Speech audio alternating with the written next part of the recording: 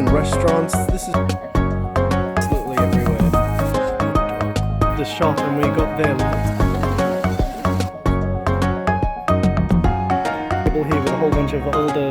So today we're in Chofu, about to come up to the Jindaji temple. This is not it. This is like a pre-temple to the temple. So we finally arrived at Jindaji temple, and it's amazing. The temple itself is beautiful, but more so than that, you're able to see other temples that are in the distance, as well as over down to the side here. There's like little lakes with koi fish and beautiful bamboo, little trees and everything overhanging. So this is really nice to be here. I'm gonna try to get some nice photos and just take in the environment for a little. Everyone's crowded here because they've got some beautiful fresh flowers that I think you wash your hands with here to sort of cleanse yourself before entering the temples. Really nice. So there really is just so much going on here. Lots of different temples. They've got incense, they've got restaurants, they've got so much beautiful nature here, as well as obviously the shrine little gift shop here, that every single shrine has completely different goods. So then people are trying their charm and their luck by shaking up some of the sticks and seeing what they pull, and then they hang them up on the side there. So we're going to check out the incense. I smell these incenses obviously at these type of shrines, but it's also, for me, every time I go to my yaya's place, who was Greek, she also always had incense in the house. It's oddly nostalgic, even though it's completely different cultures. I guess that incense is still something that they were both part of. Now I love what they've done here. They've got a big, beautiful wooden gate, and then the jihanki, the vending machine next to it, they've also painted brown as well, so it doesn't take away from the landscape. And then this is just another little preview of what the streets look like. This is amazing. So right off from the main shrine, you walk down, the street is already packed out with street foods and snacks and restaurants. This is amazing. And these little darumas are everywhere, and I think this is where Darumaka, the Pokemon, comes from, because it's made from these sort of little inspirations. This is still the same shrine, but it's just another part of it. I love all the different colors, the greenery, the little lakes, and then the mountains. Like, it's not quite a mountain, but there's just so many trees that it's always something to look at. So we just visited the shop and we got their local exclusive little shrine tome, which I think is very unique and very special. It comes with the little rope on the top as well, so I think this is great. So this guy rang the bell and scared the living Harry out of just about everyone here. I think he's going to do it again.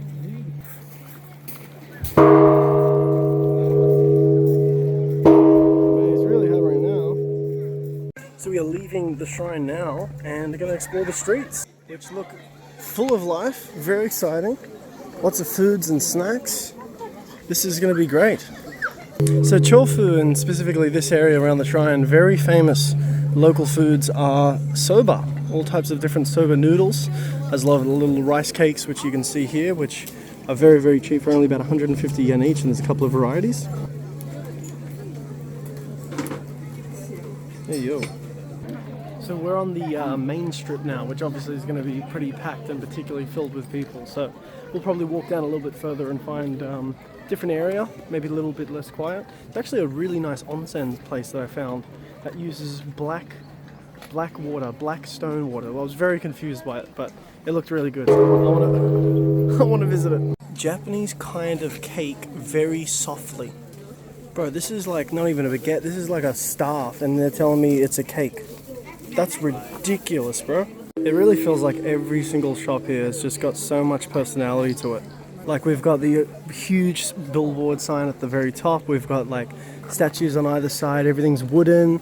The inside of the restaurant is like really old school. It's super nice. I like this place a lot. And then obviously, no matter where you go, you've got the same little Daruma mascot absolutely everywhere. And these are the restaurants that people are eating at. Like, top buildings over there, and they have a huge lookout at these beautiful lakes and rivers with all types of little shrines in the middle of them, and wow, these are amazing. So you can actually, I don't think it's for us to walk, but I guess the staff members or the people that work there can walk up throughout all these little spots. I don't think I have the time to wade through any of these places, but this water wheel spot was a very famous location that I saw on the internet, so not too sure if I'll have time for it today. The block, but it's like abandoned, it's been closed down. You can see it in this guy's eyes here, but yeah, there's absolutely nothing going on. There's like blockades everywhere. But this is awesome. So I'm sat down at this really nice outdoor, like local spot, and everything here looks really, really good. I love soba noodles, so much so that I tried to recreate them in Australia, and it just wasn't the same because I couldn't make the broth, which is what makes it very special, as well as the noodles. So these all look really, really nice. I just went with the simple soba hot with the raw egg. But a lot of people have them cold, which honestly, for me, I can't stand cold food that's supposed to be hot. So, like this type is normally served with like ice underneath, and it keeps the noodles cold. And then like you dip it into sometimes some of the shoyu or some of the sauce. But I want it hot. I think, especially on a day like today, it's a little bit cold, it's a little bit rainy. This is going to be really good. Alrighty, our soba has arrived for only 850 yen. We get a whole bowl of noodles, we get a seat, we get a beautiful view, and I'm very excited to try this. And we've also got some of the like spicy topping, which is never spicy enough, but this one's got like a full-on devil, so I'm hoping there actually might be some work with that.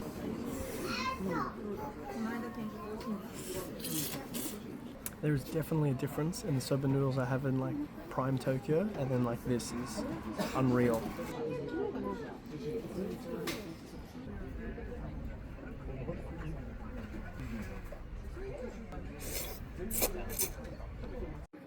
Whatever this thing is, it's finally got some spice to it, and I love it.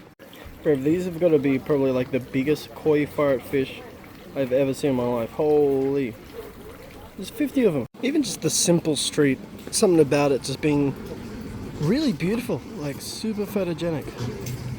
All the trees coming down, people on the side of the road doing their drawings. Really nice.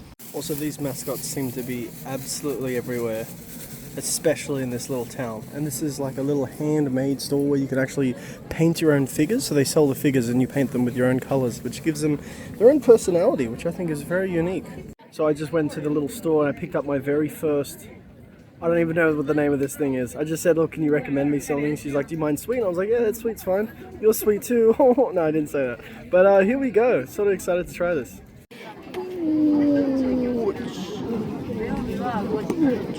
Alright, here we go. First fruits. Oh my gosh. Okay, you know what? That's actually firecracker. It's so warm. I don't even know what the taste is. It's like a smoky, you can see the steam coming out of it. Smoky, caramelized. It's really good though. Normally I hate these and I'm like, oh, I'll get it for the sake of it. This one's actually really good. Now I gotta say, this looks absolutely prime. What a spot. I mean, seriously, like every single restaurant has little cute lanterns, amazing bamboo trees on the inside. They've got amazing different menus that are all sort of different from each other, but it looks amazing in here. How cool is that? And obviously it's a little bit of a rainy, cold day, so everyone wants to get inside and get some hot food. And then yeah, it just keeps on going, this beautiful street. Oh wow, she looks pretty. So there's another little shrine here which has a beautiful entrance, but what I love is just the attention to details, that when it rains it comes out of like these little mouths on the wall. Like they really think of everything in Japan. And then literally across the street you've got another really beautiful walkway, a little staircase, and then a beautiful little soba shop, which seems to be on every single corner, obviously because soba is the famous food around here. So very nice. And now we've stumbled into the botanical garden, which very lucky to have some really beautiful flowers that are blooming at the moment, which look very pretty. So there's a nice little walkway that you can walk right next to and enjoy the flowers and the open field. And it's crazy to think that people are living just right up there. Wow. So we've just entered into an onsen that specializes in black water, which is very bespoke. But I'm feeling, well, it's a rainy day. I could go a little bit of a spritz. The armor here is Mad Dog As.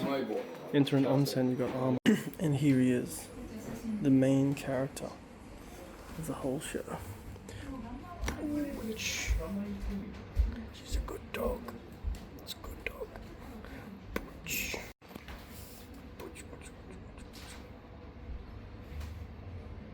Got a big belly.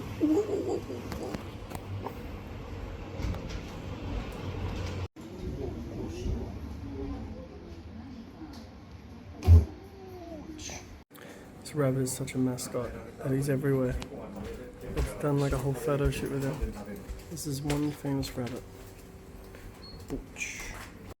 So that has been the onsen experience, which was very, very fitting for today's sort of theme. We just visited some soba shops, we've had some sweets, now we've, you know, relaxed at the onsen. It's been very nice, but there's still a few more things I want to see.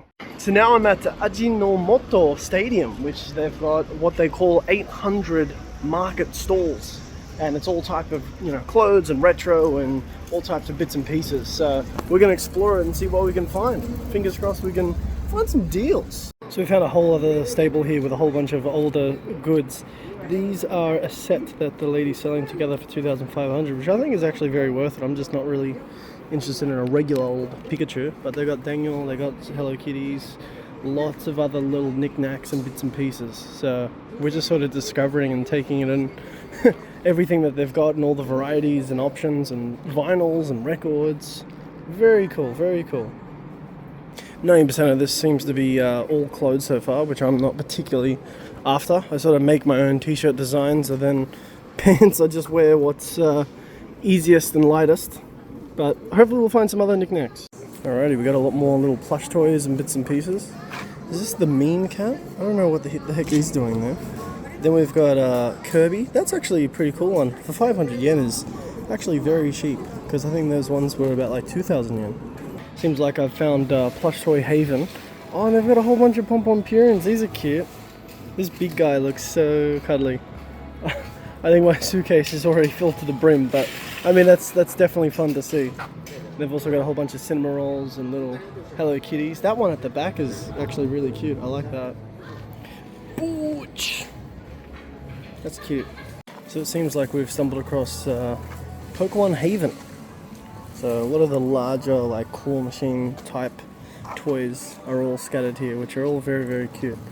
Again, a little bit too big on size, but these would be really cheap, so it's nice to just see them here.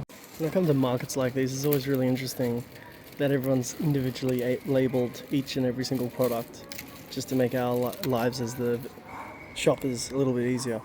We got some Pokemon cards down here, which these look a little bit old, and I think they're about 100 yen each, so we'll see what we can find. So I actually didn't read the sign properly. It was 10 yen each, so I picked up 10 cards for $1, not even, like 80 cents. So some really cute ones in here. I think this is from like a specific battle deck.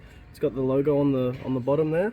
So yeah, pretty fun pickup. So we're now back at the station of Chofu. There is so much more to do, but I've run out of time today, unfortunately. So the shrine was great, the onsen was amazing, the soba was great, the little dango, I forgot the name of it, but it was all really fun, and I think I'll definitely come back, because I think from, like, let's just say Shibuya or Shinjuku, it's like 500 yen for the train ride for an entire experience and something different, so yeah, good fun.